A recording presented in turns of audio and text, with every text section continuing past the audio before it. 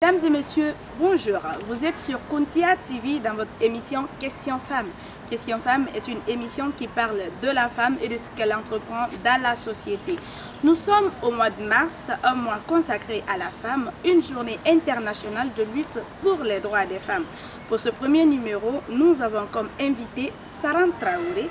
Elle est la PDG de SAC TV, une télévision virtuelle créée pour, par et avec les jeunes. Elle est également la présidente de Dakandé, qui signifie Enfants Promis, qui a pour but d'aider les enfants et les personnes démunies et promouvoir l'éducation. Elle nous parlera de ses activités en tant qu'entrepreneur et aussi de la journée internationale de lutte pour les droits. Bonjour Saran Traoré. Bonjour Abbas. Ça fait énormément plaisir de partager ce plateau avec toi. Je suis aussi ravie et merci pour l'invitation. Alors, dites à nos téléspectateurs qui est Saran Traoré.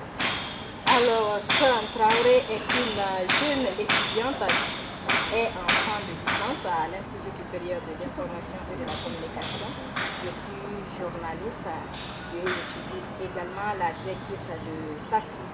SAC TV est une chaîne web qui fait la promotion de l'entrepreneuriat et qui permet aussi de valoriser les jeunes qui essayent à leur manière d'entreprendre quelque chose. Donc en quelque sorte, on fait la promotion de l'entrepreneuriat, mais aussi de... Alors, comment avez-vous eu l'idée d'entreprendre? Alors, ça n'a pas été facile. Je suis étudiante, je viens de le rappeler. Donc, on a reçu un devoir à l'Institut supérieur de l'information et de la communication de Kuntia. Donc, le devoir était à ce que je présente une émission. Quand j'ai fait l'émission, je ne peux pas dire que ça a été vraiment une bonne émission, mais j'ai présenté au directeur, au responsable qui nous a donné le devoir, et avec les critiques, je me suis améliorée. J'ai une fois encore présenté une autre émission, donc ça fait 2 émissions. Alors je me suis dit, après les amis, on me disait, c'était bien, c'était bien. Je fais, non, pourquoi ne pas faire ça de ma vie quotidienne? Et on sait déjà, en Guinée, ce n'est pas facile ici pour les emplois.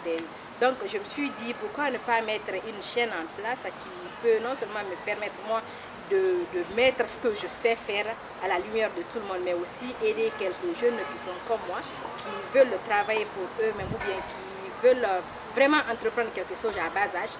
Donc, je me suis dit, on met ça TV en place et Dieu merci, tout va nickel pour le moment. D'accord, alors c'est de là que votre idée d'entreprendre a commencé. Comment vous en êtes arrivé là aujourd'hui? Parce qu'il faut le reconnaître, vous représentez un modèle de réussite, si on peut le dire, à la parenthèse. Je ne vais pas dire que je suis un modèle de réussite maintenant, mais ça va. Avec tout ce qu'on a, les moyens à bord, on se débrouille pas mal. Vous savez déjà, les appareils audiovisuels, c'est tellement cher, mais on se démerde. Parfois, on va louer les caméras et on a cotisé jusqu'à ce que maintenant, là, on a une caméra. Donc, mais une caméra ne peut pas faire des émissions. Du coup, on travaille avec 3 caméras. On a acheté une caméra, des 2 autres on loue. Chaque sortie 50 000, chaque sortie 50 000. Mais on ne se démerde pas mal, on est là, on fait ce qu'on peut faire. Ça va. D'accord. Vous savez qu'il n'y a pas de travail sans obstacle et ça c'est normal pour surmonter ce que nous sommes en train de faire. Quels sont les obstacles que vous avez eu à rencontrer depuis la création de cette TV jusque là où nous sommes comme ça? Les obstacles, moi je vais dire pour le moment que ça a été positif parce qu'au début c'était les critiques. Parfois, vu qu'on n'a pas assez de matos, parfois quand on fait des émissions, on a un problème de son. Ça, c'était entre autres les difficultés. Donc, quand tu publies, les gens, ils ne voient pas l'effort que vous avez fourni pour avoir ce produit complet. Tout le monde vient pour critiquer. Vous savez, en Guinée, si c'est critiqué, tout le monde sait faire ça, mais personne ne peut faire top. Donc, on nous critiquait et vraiment, c'est trop. On n'a pas de moyens. Il faut qu'on cotise si on veut sortir parfois. Moi-même entre guillemets, qui est la directrice générale de SAC TV, parfois moi-même, je n'ai pas le transport. Il suffit qu'un animateur dit, ok, DG, alors viens avec les caméras. Moi, je paye ton transport.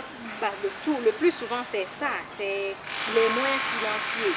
Mais avec l'engagement de tout un chacun et avec la motivation que non seulement les autres ont et que moi aussi j'ai, on peut dire que ça peut aller à la longue. Mesdames et messieurs, vous venez de le comprendre, malgré les obstacles qu'ils ont eu à rencontrer dans la création de cette télé, ils ne renonceront jamais et ils sont en train de continuer à produire encore et encore. Nous allons continuer cette émission. Je vous rappelle, nous sommes dans Questions Femmes, une émission consacrée à la femme et à ce qu'elle entreprend dans la société. Alors Sarah Traoré, je le disais à l'entame, pour d'autres filles et femmes, vous êtes un modèle de réussite et vous les inspirez. Moi-même, vous êtes une de mes sources d'inspiration, parce que je compte vraiment être comme toi. Qui vous a inspiré, vous, dans le monde entrepreneurial? Je ne peux pas dire exactement telle personne, hein, mais je crois, tu sais, chacun a sa manière vraiment de se motiver ou bien d'entreprendre des choses. Moi, au début, je pensais que c'était parce que j'étais paresseuse, vouloir me réveiller peut-être à 6 heures, aller dans un média pour travailler. Du coup, je me suis dit, et si je faisais pour moi, peut-être que je vais me réveiller quand je veux pour aller là où je veux. Bon, ça c'était au début, mais après, avec la pression, tu te rends compte que même quand même si c'est pour toi, tu es obligé aussi de te réveiller à 6 heures. Mais au début, c'était ça, parce que je voulais être indépendante. Donc, j'ai pas cette personne exactement pour dire oui, c'est à cause de telle personne, j'ai décidé de faire ça. Mais après, quand tu vois les défis comment le gars il s'appelle, Lamine Guirassy a eu à relever, maintenant là, tu te dis oui, je veux être comme lui. Donc tu te sens dans la peau de cette personne et tu as envie de faire peut-être plus que la personne. Donc au début, il n'y avait pas une telle personne, mais maintenant là, je sens que vu que ça a maintenant assez d'abonnés, assez d'influence sur les réseaux sociaux, j'ai envie de faire plus. Donc dans ma tête, je me mets des modèles, je veux faire comme Guirassy, je veux faire comme telle personne. Vous êtes votre propre inspiration, voilà, avec tous les défis aujourd'hui qui se posent sur le terrain. Quand on parle de défis, évidemment, il y a le côté homme, il y a le côté femme. Et à un moment donné, on a remarqué que les femmes n'excellaient pas trop dans le domaine entrepreneurial, mais aujourd'hui, les choses sont en train de changer. Alors, quel est le regard que vous avez vis-à-vis de l'entrepreneuriat féminin? On était critiqués, les femmes n'entreprennent pas, les femmes sont comme ça, les femmes sont paresseuses. Mais alors là, il faut croire que les choses ont changé. Les filles, les femmes ont décidé de prendre leur destin en main, chose qui est déjà salutaire. Moi, je suis ravie, je suis contente qu'on voit assez. Et puis, c'est seulement que des jeunes filles, mais qui essayent vraiment à leur manière d'entreprendre quelque chose pour non seulement laisser leur nom peut-être en Guinée, en Afrique, mais dans le pays, mais aussi qui font de leur mieux pour être indépendantes, pour réussir là où peut-être nos mamans entre guillemets d'avant n'ont pas à le faire, mais maintenant là, elles font de leur mieux pour vraiment réussir. Donc mon regard, je peux dire que c'est une chose salutaire, ça vraiment on a maintenant assez de femmes qui entreprennent, donc c'est pas comme avant, Dieu merci. Sarah Traoré, nous sommes au mois de mars, un mois qui est consacré à la célébration de la Journée internationale de lutte pour les droits des femmes, même si je pense que tous les mois doivent être consacrés à ça en tant que les violences perdurent. Alors, parlez-nous un peu de cette journée. La Journée internationale des droits de la femme, je crois que c'est une journée qui doit être célébrée parce que ça nous permet au moins de dénoncer les maux dont souffrent les femmes. Même si très malheureusement, ce n'est pas le cas, il y a d'autres qui se mettent à fêter. On voit les publications sur les réseaux sociaux, il y a les anniversaires, bon, ça va quoi, chacun a sa manière de fêter, il ne s'agit pas seulement de dénoncer les mots. Parce que c'est vrai, les femmes souffraient avant, mais maintenant là aussi, vu qu'on a décidé de prendre le destin en main, il y a eu des avancées, il y a des femmes qui se prennent maintenant en main, qui pensent que les souffrances qu'elles subissaient avant ne sont plus les mêmes. Du coup, chacun à sa manière essaie de fêter cette journée, mais c'est vraiment une occasion pour nous de dénoncer les maux dont on souffre et aussi de revendiquer pour nos droits. Déjà, on a des devoirs qu'on respecte, mais c'est une occasion pour nous aussi. Il y a assez de viols, donc on peut dénoncer ces viols, on peut dénoncer toutes ces violences basées sur le genre. Donc c'est une opportunité pour moi et je remercie non seulement toutes les femmes de la Guinée, mais aussi du monde qui essayent à leur manière de célébrer cette journée. Et je profite de l'occasion pour dire bonne fête à toutes les femmes et j'espère que le combat va continuer. On va pas juste s'arrêter là, que ce soit les entrepreneurs, que ce soit les leaders, les femmes qui luttent contre les violences basées sur le genre. On va vraiment serrer les coups, main dans la main et on va faire passer le progrès dans la lutte contre les VDG. Vous avez compris, le mois de mars est une journée qui est consacrée à la réclamation des droits de la femme. femmes, même si nous avons diverses formes de fêter ou diverses formes de réclamer nos droits, mais de toutes les façons, le combat va continuer comme elle l'a dit. Et parlant de combat, est-ce qu'aujourd'hui, ce que les ONG sont en train de faire est en train de porter fruit? Oui, bien sûr. Vous savez, avant, on dit que c'est grâce à maintenant aux féministes qu'il y a assez de cas de viol. Mais moi, je dirais que c'est tout à fait le contraire. C'est parce que à l'heure là, avec la sensibilisation des ONG nationales, mais aussi internationales, les victimes des viols là commencent maintenant à dénoncer. Chose qui n'était pas faite avant. Avant, quand tu es violé, tu as honte même de venir dénoncer quand ton mari te bat, mais tu dis pas, quand tu dis, tu fais la honte à ta famille.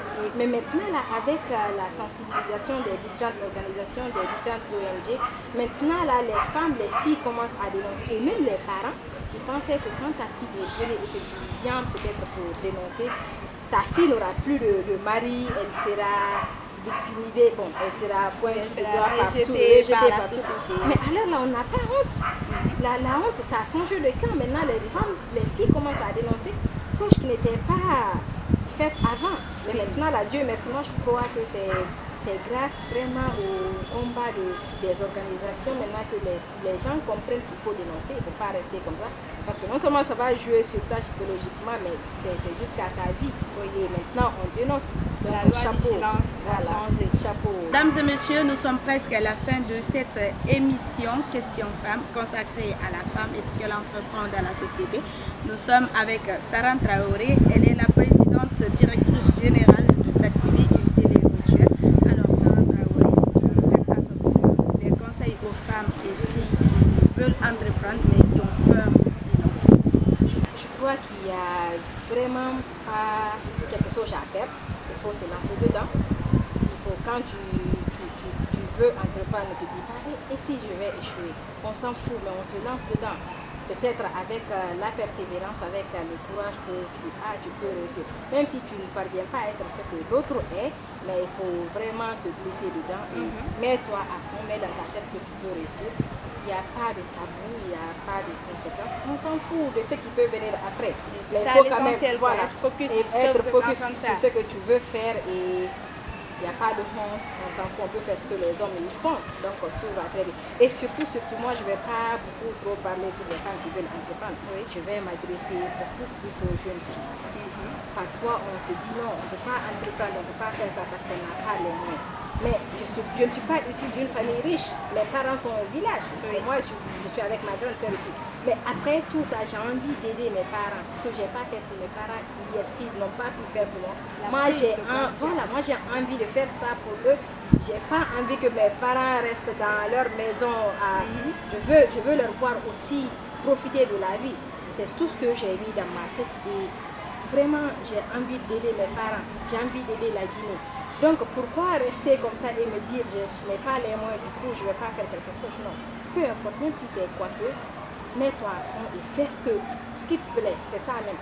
Fais ce qui te plaît. Moi, vu que j'aime le journalisme, j'aime la caméra, donc je me suis lancée dedans et je crois qu'elle peut faire pareil, ne pas mettre dans la tête je veux de l'argent facile, surtout ça.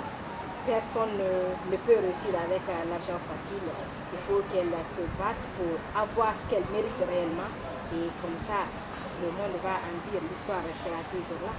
Aimables téléspectateurs et téléspectatrices, vous l'avez compris, il ne faut pas aimer l'argent facile, mais essayer d'entreprendre vous-même. Et même si ce n'est pas d'entreprendre, mais essayer de faire quelque chose pour vos parents et aussi pour votre pays, un pays qui nous est en commun, un pays qui nous est très cher, qui est la Guinée. Quand vous avez une invitée, elle a tout englobé déjà. Nous sommes à la fin de cette émission, Sarah Traoré. Vous avez parlé, vous avez donné des conseils. Est-ce que, entre-temps, vous avez un mot de fin pour finir l'émission? Alors, je vais juste remercier les téléspectateurs de cette chaîne. Merci à vous de m'avoir invité et j'espère que les conseils vont tomber dans de bonnes oreilles et que les filles vont prendre leur destin en main. Je suis ravie de partager ce plateau avec vous et la fille, les femmes, on n'a pas de limite, on est jusqu'au bout, il n'y a pas de différence. Solidarité. Voilà, génération, égalité. Donc, c'est ça. Merci à vous. Égalité oblige. Elle l'a dit. Aimables téléspectateurs et téléspectatrices de Kuntia TV, vous étiez dans votre émission Quotidien de femmes, présentée par Aminata Doumbouya. Merci de l'avoir suivi. On se retrouvera bientôt pour un autre numéro. Au revoir. Merci Sarah Traoré. Au plaisir de te retrouver bientôt. Merci beaucoup, Aminata Abbas. C'est gentil.